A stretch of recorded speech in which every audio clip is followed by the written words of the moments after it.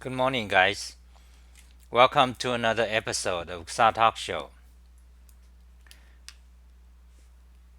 Uh, I'm going to talk about random things today,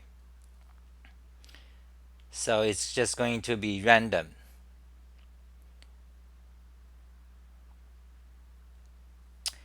Okay, so I've seen this last a few weeks ago. I've seen this study. They talk about carbon dioxide emissions per capita in 2016. So this is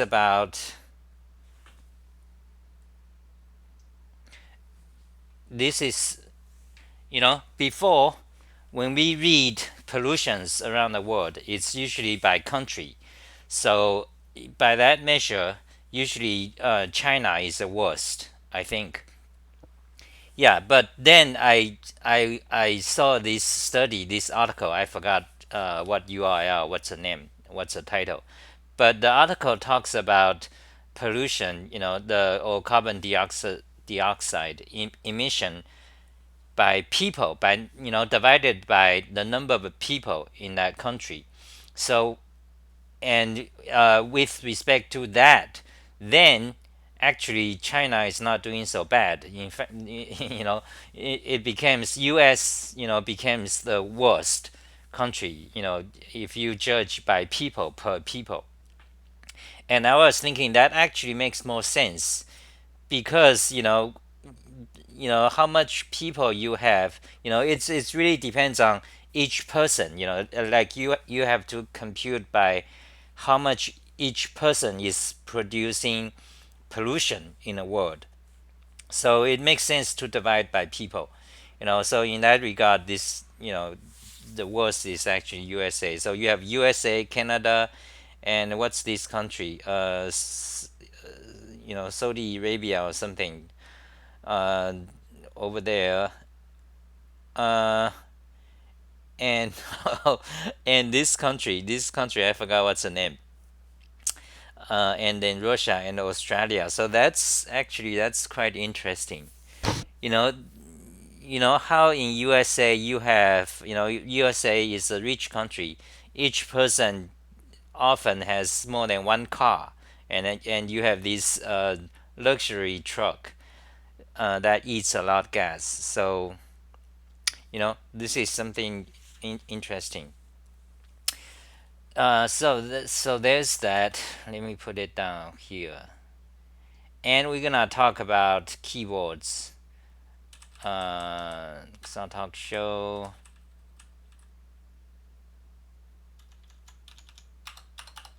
There's so much to do.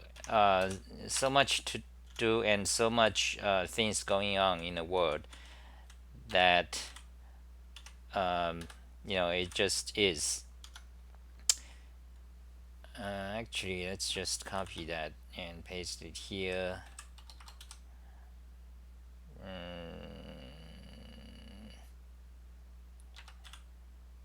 Yeah.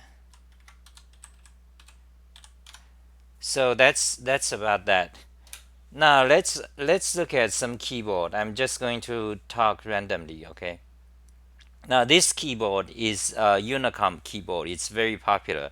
Now the reason this is popular, actually, the reason it's popular is because IBM Model M keyboard. Now, if you know anything about keyboard, you know that this keyboard is the most famous keyboard. One of the law in keyboard. A lot of hackers, programmers love this keyboard because this is actually really the keyboard with the highest quality, the IBM Model M. In fact, IBM Model M is actually worse than its uh, predecessor, the IBM Model F. I think I have a page about the Model F. Yeah, Model F. Model F is actually higher quality with buckling spring key mechanism. But anyway, Model M is a better one. Then they try to reduce the cost of building the keyboard, so they created this Model M keyboard. So Model F is made from 1981 to 1994. So anyway, but most people know Model M because it's just because it's this is kind of it's long time ago, 30, 20 years ago from today. So anyway, the good thing about Model M is that the key switch mechanism is what's called a buckling spring. So this is how it works. You have a spring inside. You press the key, and at one point, the spring cannot hold it anymore, and it breaks to the side and collapse, and that's when the key lost all resistance, and it just suddenly you can press it down. So it's very crisp. The key press, the feel is very crispy and precise, and that's why a lot of people love it. uh, this is a classic mechanical keyboard, what's called mechanical keyboard. But one issue with it, well known, is that it's very loud.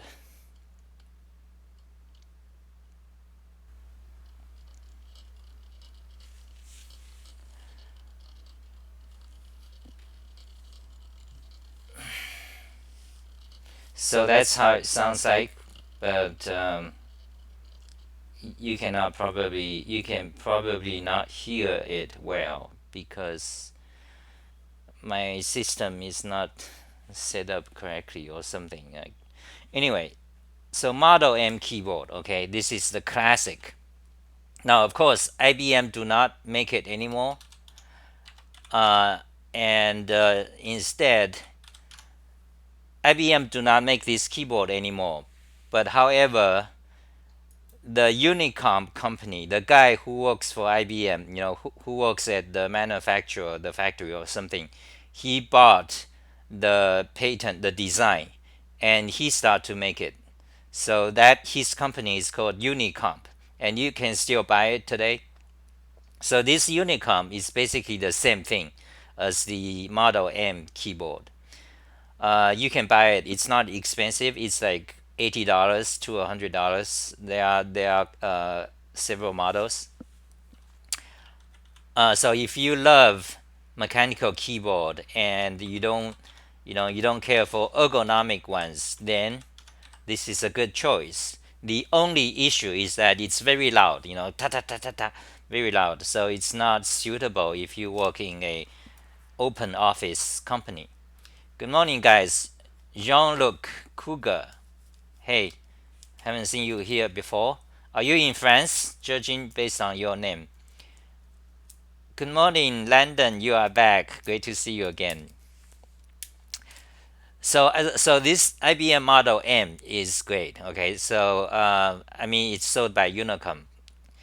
Let's see what else to say about this keyboard. So if you like mechanical keyboard, this is one of the best, and $80 to $100 you can buy it, and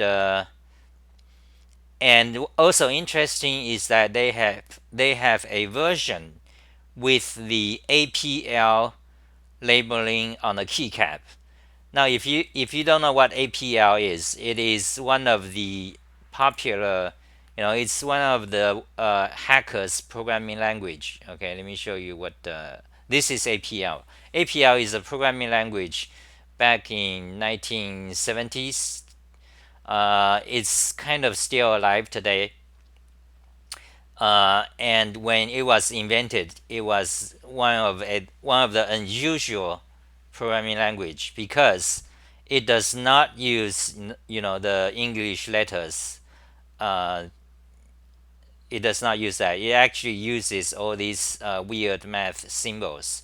So let me show you the APL symbols.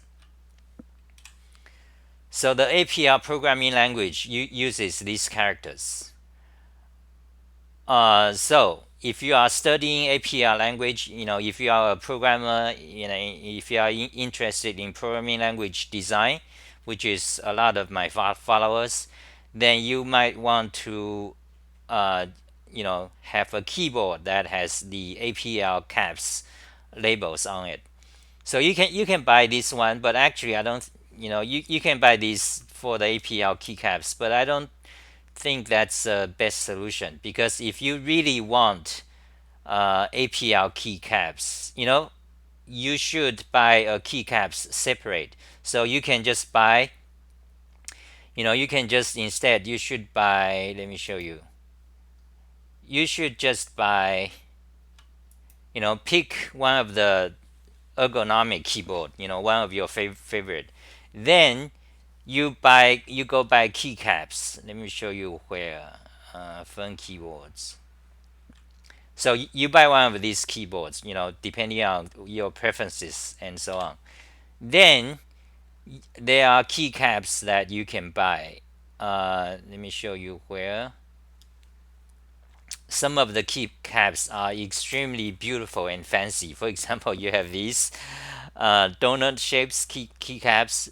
These these are typically called artisan. I think artisan keycaps. I don't know if artisan is a brand name, or a specific brand name, or what. But anyway, these are artistic keycaps. There are great varieties of design, and these are not cheap, by the way. Usually it's like $20 up to $100. Some of them even more than $100. They are, uh, a lot of them are handmade. Like they are limited edition. They are made by artists. So you can buy, and you can also make them yourself. 3D printing. So there are a lot of these keycaps they sell. You have to go to, you can visit my website and find out uh, where to buy them. Actually, I have a page here. Let's see.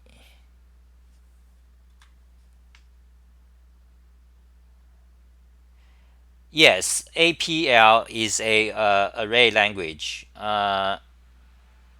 Actually, let me show you. Maybe I can show you some of the APL source code. The APL symbols might be worth it just for the aesthetics. Yes, yeah, it's quite interesting. The APL symbols. Yeah. So anyway, I have a page here that shows where to buy keycaps. So you might check it out. So besides these artistic keycaps, so we have this alien xenomorph. They are beautiful but expensive, like $20 each or more, $50 each. So all these keycaps, and there are also great different creations. Like this one is mostly painting, painting on the keycaps. But then there are also mass-produced ones like these. But however, I do not know, and there are these ones which are translucent. So if you put them on your RGB, gaming keyboards, it looks pretty. The whole key lights up. By the way, but I have not actually seen. I have not actually seen a. Let me show you.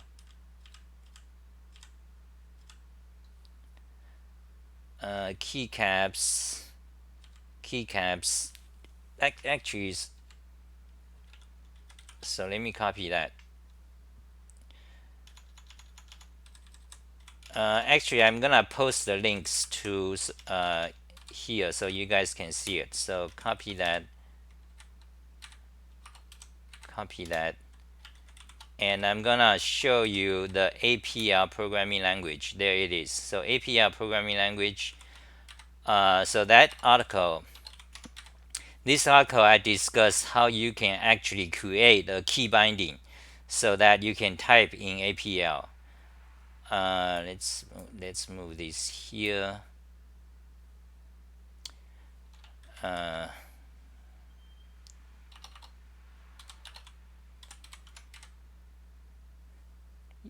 Yeah, so this page shows you how to create a APL key binding. If you if you are interested in the APL language, it's fun. APL is a array language. Um, let's see if I can find APL source code. Unicode characters, APL, create your own. Uh, so let's go to the APL symbols. Okay. So actually, let's copy that. Okay, I'm just going to show you. Oh, that.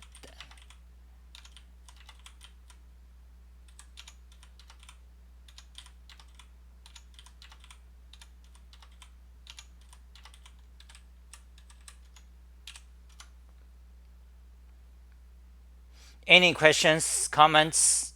Paste it. Okay, I mean, type in the chat box. I like to see them. Opinions and anything. Oh, yeah, let me post it here so you can go have a look. Let's see how it looks. 200 each. Shit, stupid bug.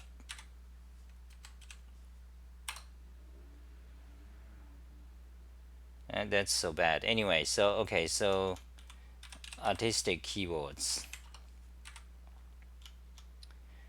and how to create APL.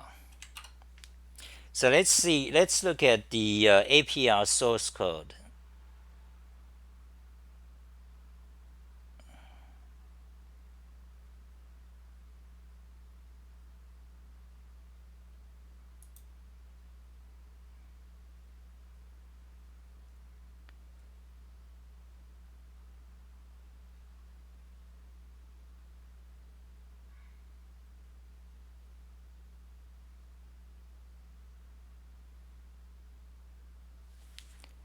Okay, so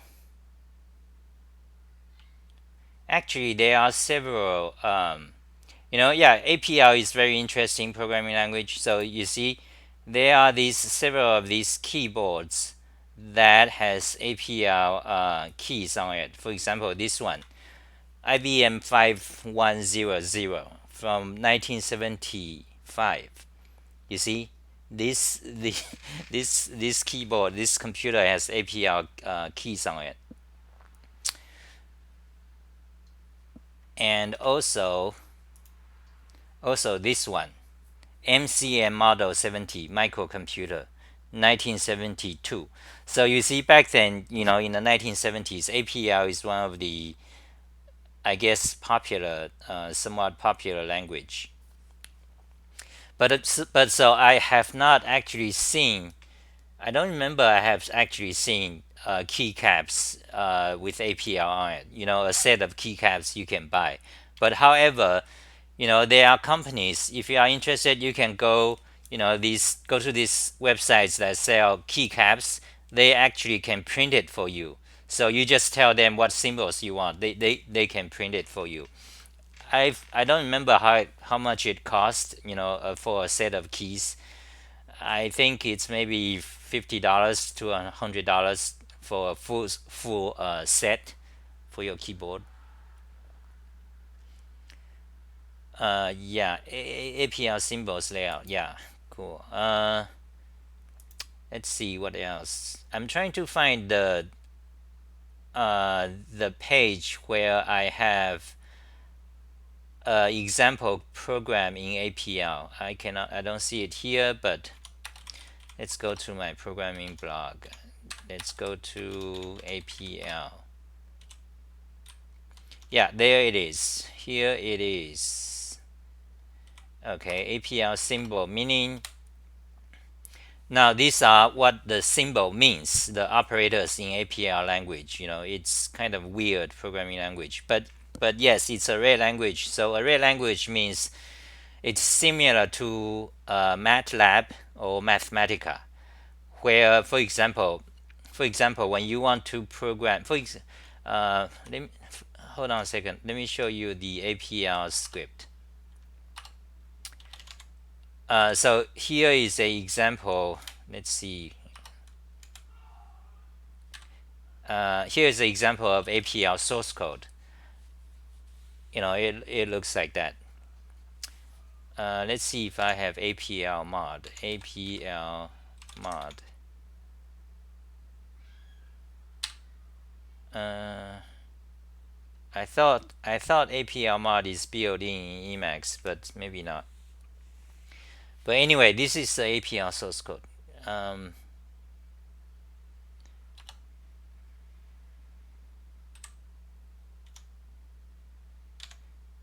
APL mod. No, there's no APL mod. Wait, I thought it's built in.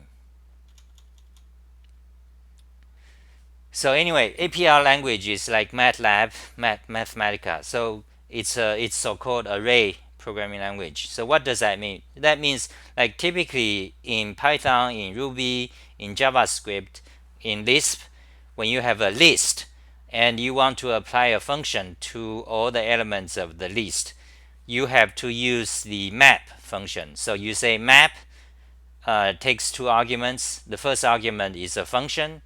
The second argument is a list, and the result will be a list where the function is applied to each element in the list. Now, array languages, basically you do not have the map function, but however, every operation is automatically mapped. So when you want to map a function to a list, you simply call the function with the list as argument. It automatically map. It's just as if you are doing a map operation. So that is the essence and also the power of array languages, because when you have a argument to a function, if the argument is not a list, the function just work on the argument like every other language.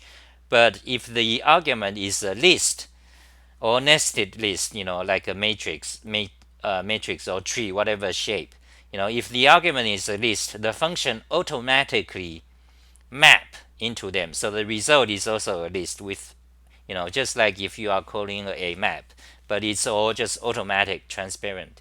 So that is the essence of array languages. And Mathematica, APL, and MATLAB are examples. Typically, any math-oriented languages, has this kind of property, has this feature, array language. Hi, Danielle. So here is the APL. Let's put it in my talk show here.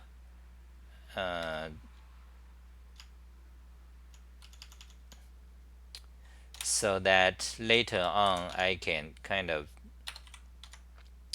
So anyway, APL.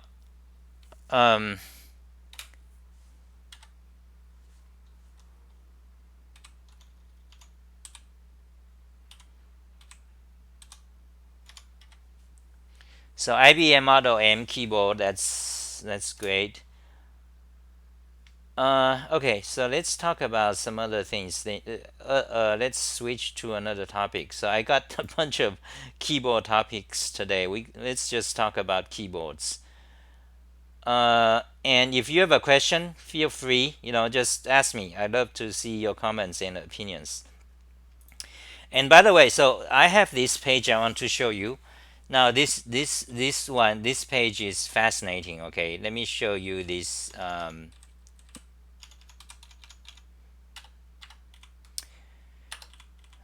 Computer language character frequency.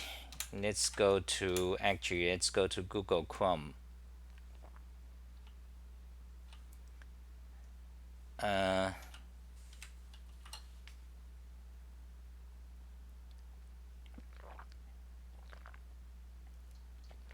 No, I haven't actually. I haven't studied APL, but APL is like if you program in Mathematica, APL, basically the whole entirety of APL is like subsumed or subset of Mathematica. So it's like, I think array languages, they, or depending on how severe is a array situation, it's kind of all similar.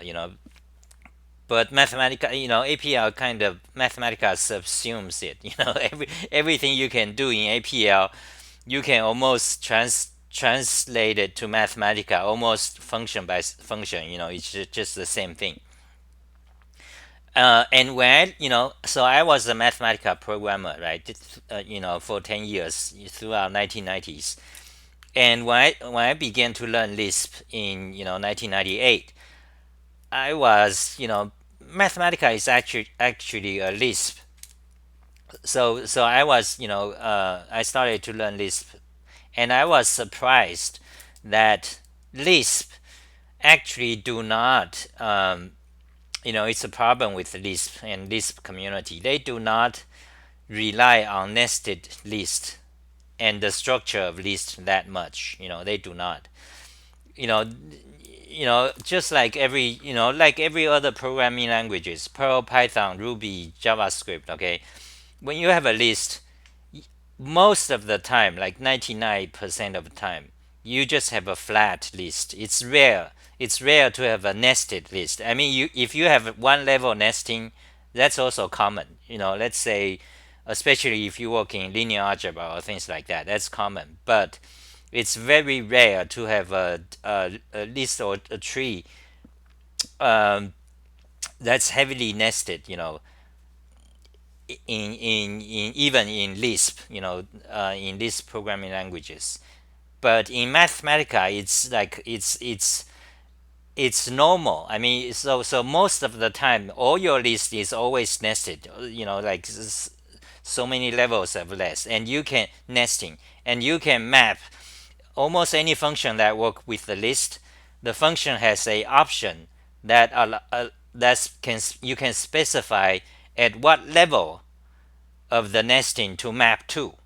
You know, but in Lisp, in Common Lisp, Scheme Lisp, in Racket, in Emac Lisp, you don't have that. That concept is almost foreign. So to me, it's a big surprise that the Lispers and communities, even though their language is list processing, but they lack, they lack um, any notion. I mean, they don't. The notion of nested list is not very common.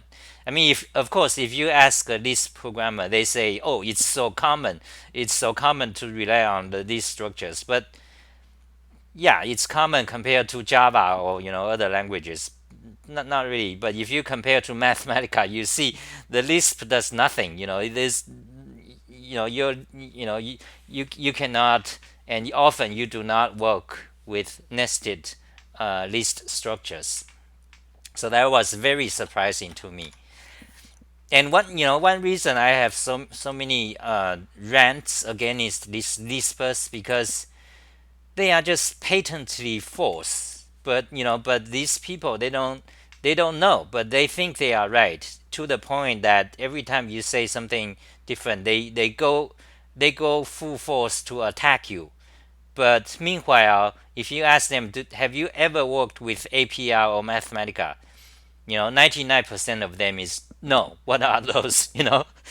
So that is why these issues. Keyboards are more fun.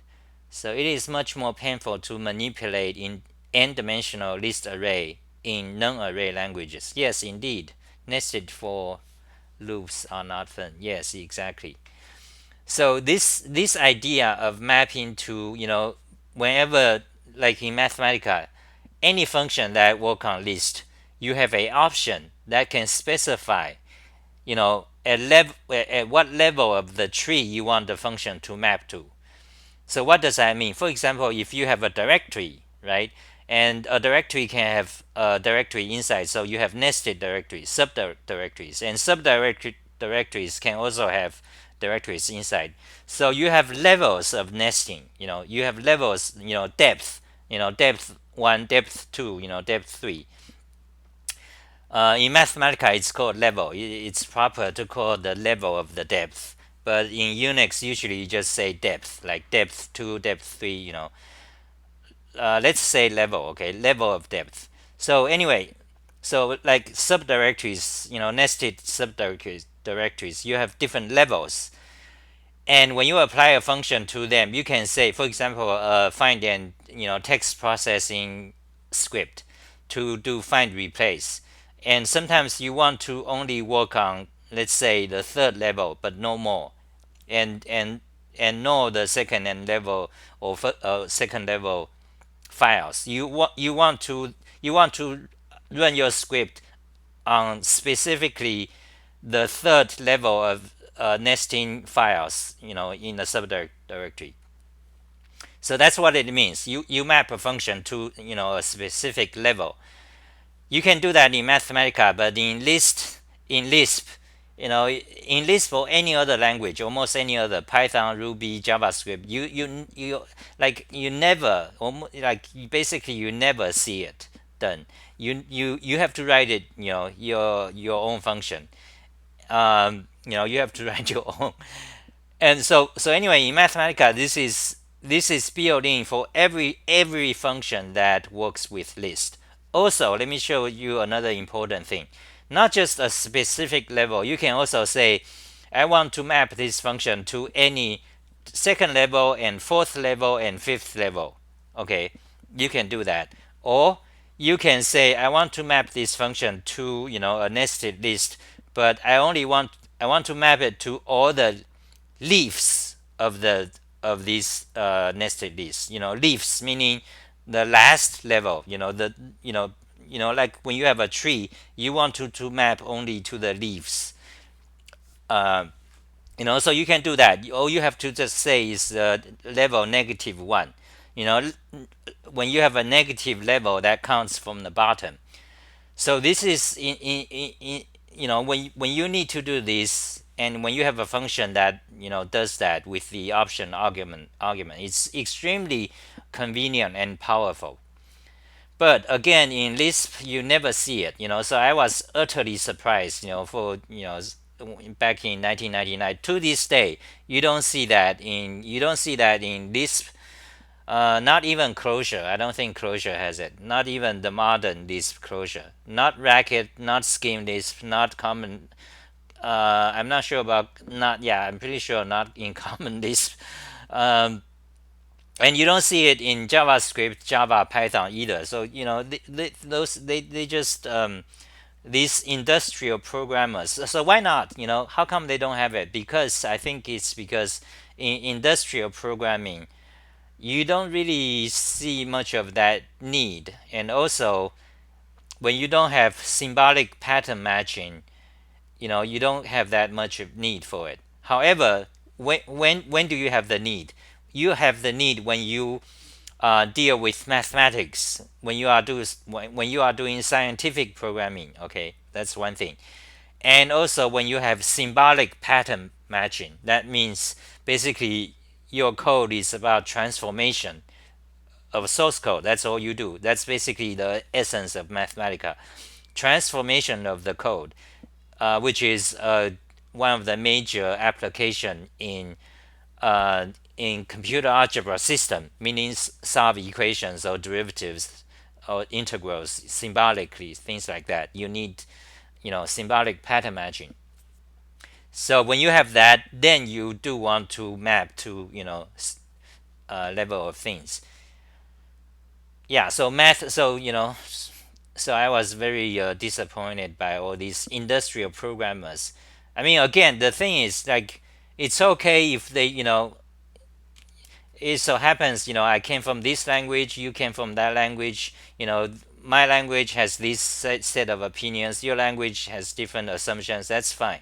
But the thing about this industrial programming, these hacker types or Unix philosophy type of people, these fuckheads, okay, the thing about them is that whenever you try to express your opinion, for example, when I say, how come Lisp do not have this, how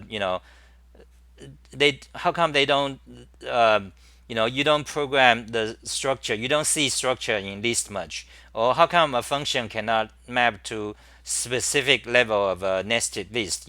Sometimes when you are in chat, you discuss these things, they attack you. They like their opinion is deeply set. Like they, what do you mean, you idiot? That's what they do. That is why I have this problems with these these what I call elite hacker types of programmers. I mean, they are just wrong, patently wrong. So let's go back to, okay, so I have this page that's very interesting. Now this page allows you to let me show you it. Do we have computer language? Okay, so let me show you. So so this is a page that computes. Let's magnify the character, the character frequency in real time as you type. For example, let's try T. Let's try. You see, so it computes the frequency of characters or letters in real time, and you can also you can uh, you can only count you can make it so it only counts punctuations, um, and you can make it also count only digits. Let's see, no punctuations, uh, digits, no space, no punctuation. Oh yeah, so you can also count it for digits. You know, so one of the use of these. So I try to compute. When you design keyboard, key binding, keyboard layout, you want to find out in what programming, which punctuation characters are used most often. So I wrote this app. So I have statistics for Golang, JavaScript. I have several JavaScript graph from different JavaScript projects. Just so you can see maybe there's a differences. But basically they are they have the same pattern of which punctuation characters are used more often. For example, in JavaScript, parentheses and dot, these are very common. So anyway, I have C++. The underscore is the most common character because they are used in variable names, I suppose. And in Java, the most common character is the dot, because Java you have dot something object dot some dot method. And PHP, the most popular character is the dollar sign because every variable start with that, and so on. I have Python, Ruby, Perl, Bash, but I and all of them combined. So this page is useful. If you are studying the efficiency of keyboard layout, for example, Vorak, Comac, Workman, QWERTY, or and programmers Vorak. Programmers Vorak differ from Vorak by let me show you. Let's see.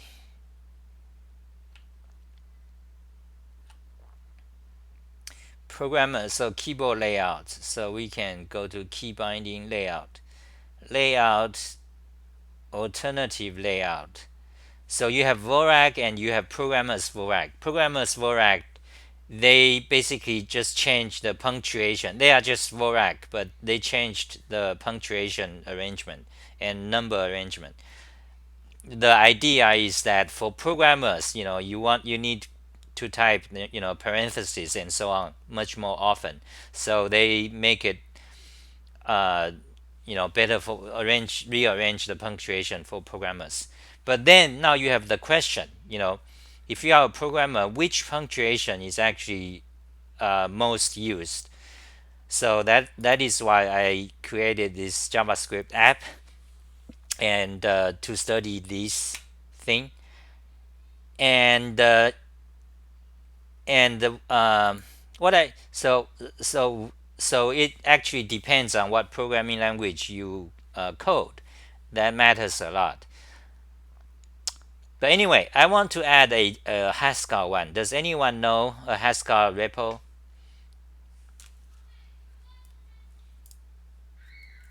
Okay, see you, John. Look. Uh,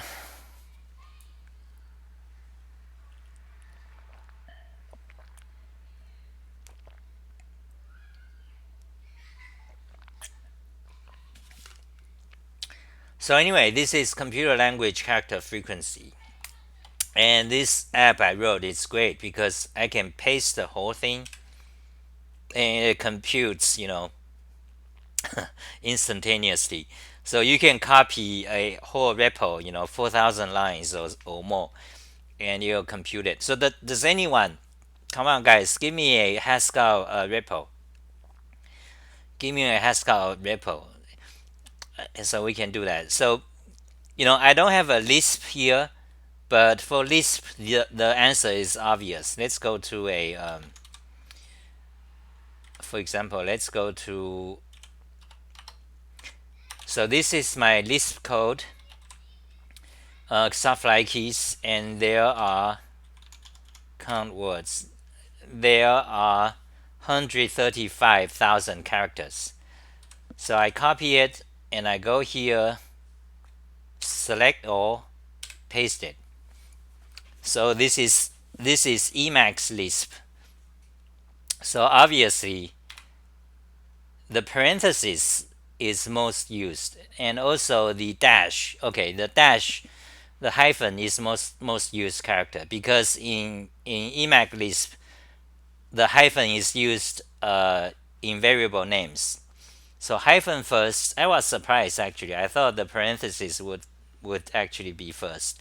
So hyphen first, then parenthesis, then the quote, double quote for string. That makes sense. Okay, so this is Lisp, you know. Um, so I want a Haskell. So anyone, give me a Haskell repo, or some other language. Let's just do it. Let's do it. Give me some language so we can post it there. So anyway, so let's go back, random talk. Let's go back to some of other keyboard of interest. So let me copy that, paste. Okay, let's talk about this optical uh, thing. Optical mechanical. What?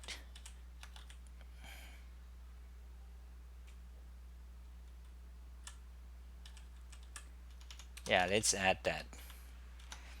So so so if you don't know, there are many keyboard key switches, and one of the modern one. This was like created 2 years ago or a year ago, 2017. Yeah, 2 years ago. So they use optical. It's a new technology, optical mechanical switch. So they have a infrared or laser, light here, and when you press it down, it blocks the light. That means, when the light passes, it's on, something like that. So this is optical mechanical switch. So it the advantage is that then you do not have metal contact, because normally, in a normal switch you always have metal contact. For example, this is rubber dome, so you have two electronic stuff. But anyway, for a normal switch, this is very popular, Cherry MX. So you see, there's this metal thing.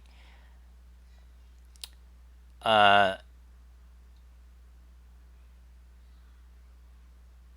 you see, the way it works is that this is a electronic terminal endpoint, and this is another endpoint. So you press the key down. When it's all the way down, this thing contact that thing, then the switch is on. So this contact is over. You can see over here. You see, that's a metal contact. Now, when you have this metal thing, it's prone. You have the issue of rusting. You have the issue of dust. You cannot have any dust between the contact. And you have also the issue of water. If you spilled your coffee, it's a problem. So you kind of have these problems, but optical switch uh, removes or reduces those problems. So I think, I really think this is great. uh, and however, in the keyboard community, there are a lot of people who are so very much interested in these kind of things. They talk about it all the time, but it seems this has not become as popular as I thought. I think this is very great, optical switch. And by the way, they are not very expensive. One might think it's very expensive. Not really. This one optical switch is only $100, I think. $72. Yeah. So I think it's really good. It's only $72, and you have variations. This one, $99. Yeah. So you know these are not ergonomic keyboards. I must use ergonomic ones, so I cannot use these. But otherwise, it would be very interesting. I think I would go for optical switch. So optical switch, it's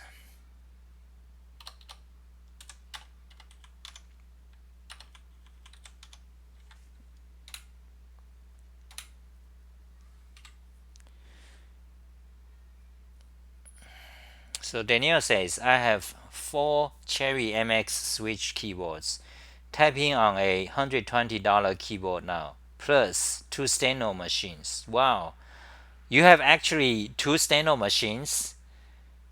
How much? Like, can you like? Do you can you post photos of it? I love to see them. Steno machines, and how much you paid them for? I thought those are like those real steno machines are like over $1,000.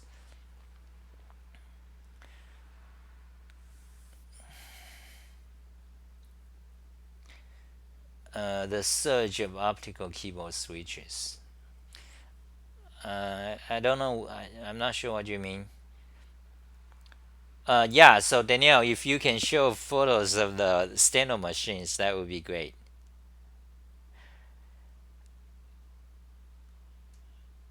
Okay, so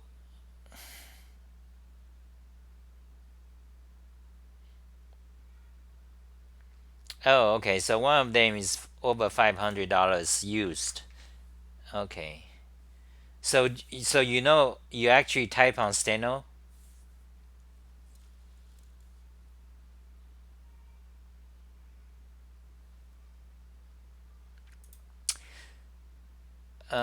So many keyboards here to talk about. So let's talk about the trackballs.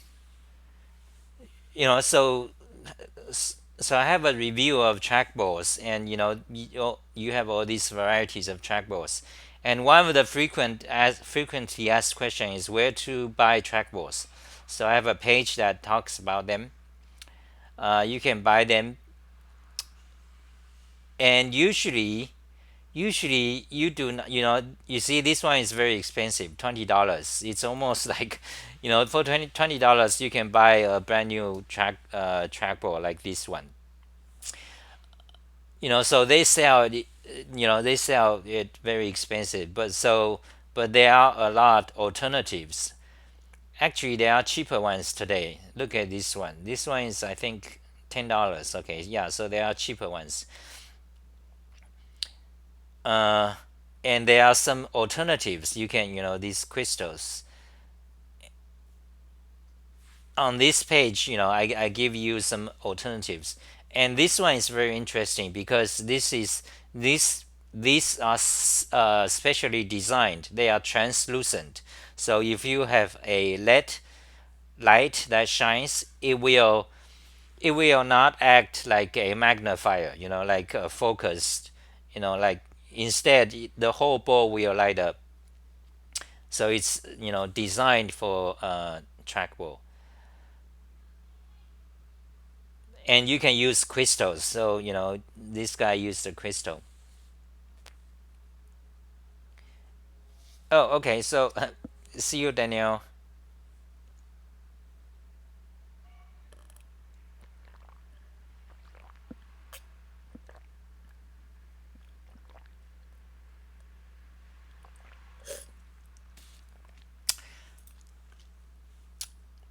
Okay, race 3 keyboard.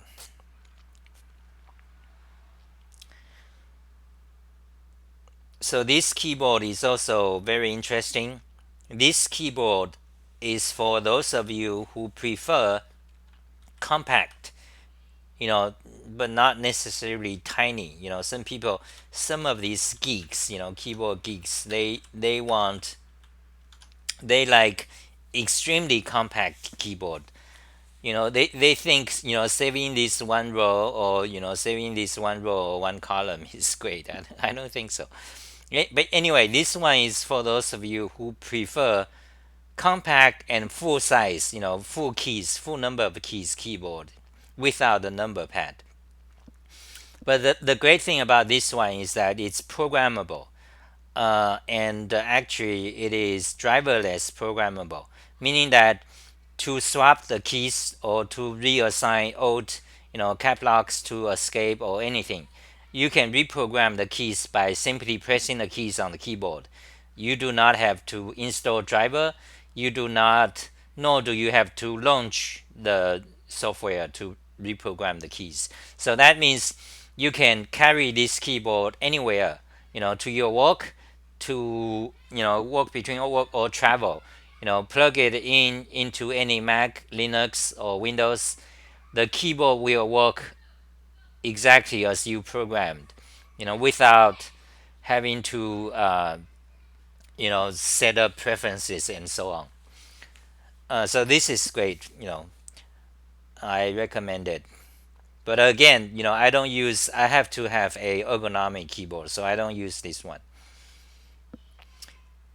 Uh, so that is that.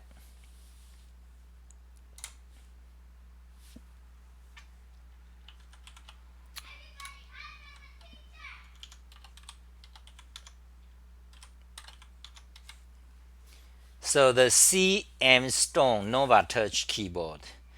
This one is interesting. It began in 2016. Uh, let's see if it's still available. Yeah, it's not available anymore. It's kind of gone because it never picked up. The reason this one is popular is because there is this happy hacking keyboard. Let me show you where.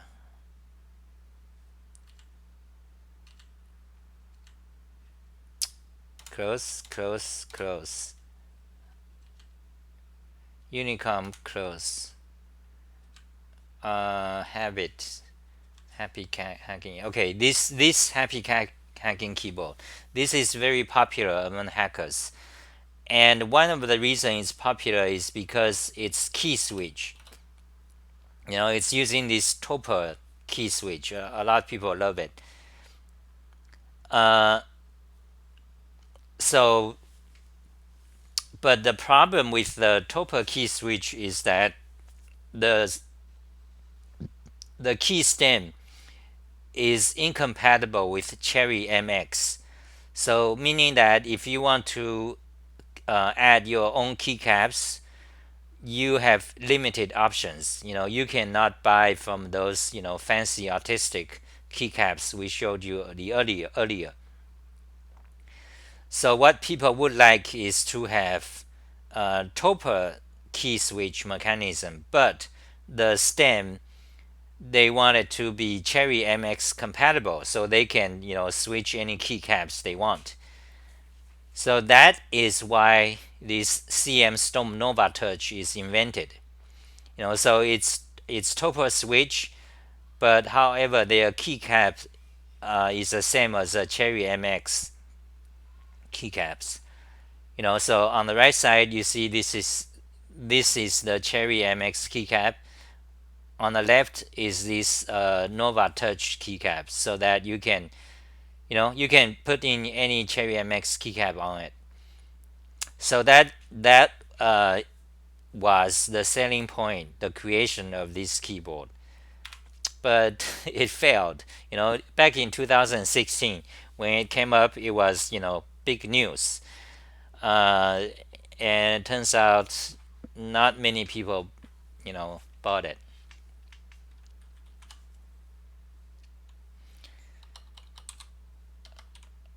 So that's about that keyboard. CM Nova Touch, the idiocy of happy hacking keyboard.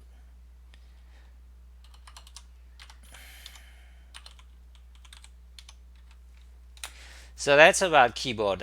I'm thinking maybe I'll talk about something else. Maybe one more thing about keyboard. This one, Habit keyboard. Now, in the past 3 years, this thin keyboard became popular. These thin keycap keyboards. You have very small actuation length. Like it's like similar to laptops. People are used to laptops, so maybe this thin keyboard became popular. So this one is a good one. Actually, I have a unit here. I'm kind of lazy to pick it up. Um, but this is a good one. I would recommend it.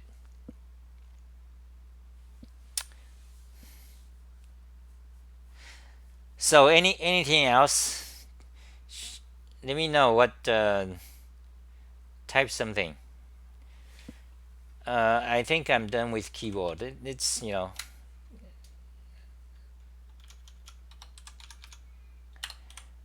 then I'm going to remove all these, make them one list.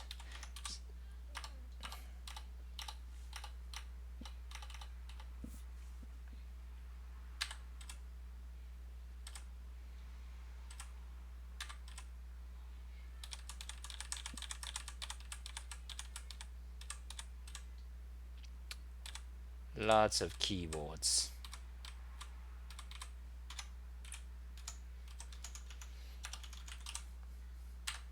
I'm kind of bored talking about keyboards. Unless you have some questions, then you ask me and I'll talk about keyboards. But otherwise, let me see what I do. What I'm gonna do. I'm just going to do random stuff. Talk show. Okay, so this is my Talk show. So lots of keyboards and emission stuff. So let's talk about this then.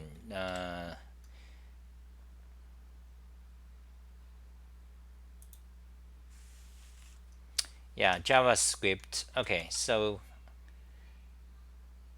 actually go here. So there are a lot of things going on, in the world. So there's a lot of things to do, a lot of things I want to do. One of the things, so I created this page last week. This you see this computes the efficiency of the arrangement, VI key arrangement HJKL versus IJKL. So you can put your mouse here and change the value, and you can see the score changes in real time. You just put your mouse there and scroll it up or down. Or you can use the arrow keys up and down to control any one of these. Okay, so that's a new feature I just added. You can look at JavaScript code. If you look at the source page, so that is that. and I want to do a similar thing for this another application. So let's put it here. uh, Close that. So I wrote this application, I want to do that. So let's just code it that then.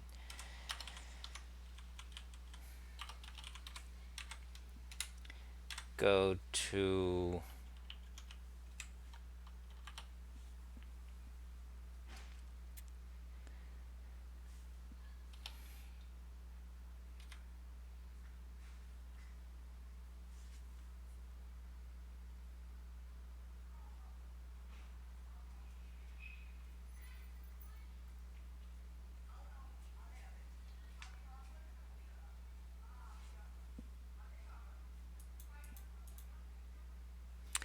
Okay, maybe that's it for today. So thank you for watching.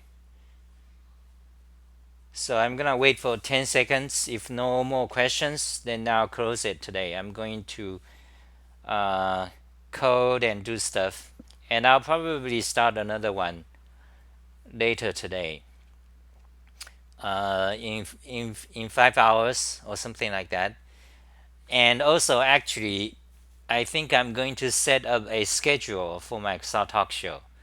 So for the next week, it's something like, let's see. So today is Sunday, May 12th. Uh, and so for the next week, what time should it be? Should it be like in the noon, or should it be uh,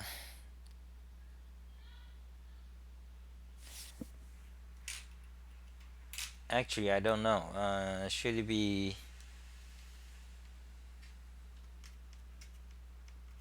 anyway? I'll figure it out. I just I don't know what I'm doing now. I'm kind of like, it's like typically um anyway, yeah, I'll see you guys. I'll announce it. I don't know when or what. I'll see you guys.